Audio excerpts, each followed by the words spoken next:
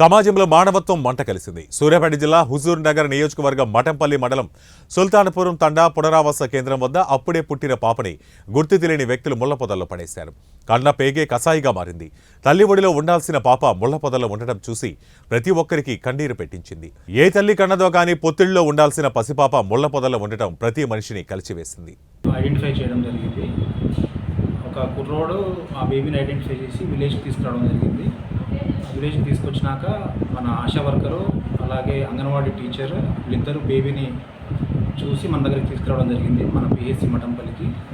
ఇక్కడ బేబీని చూశాక బేబీకి మైల్డ్ ఇంజురీస్ ఉన్నాయి, గాయాలు ఉన్నాయి అన్నమాట బాడీ మీద.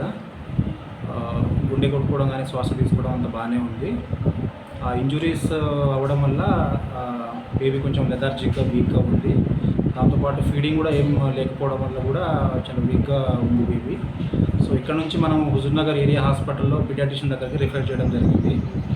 ఇది బేబీని మనం ఐసిడిఎస్ డిపార్ట్మెంట్ వాళ్ళకి అప్పచెప్పడం జరిగింది. ఫర్దర్గా వాళ్ళు బేబీ యొక్క కేర్ కానీ అంతా ఐసిడిఎస్ డిపార్ట్మెంట్ వాళ్ళు చూసుకుంటారు.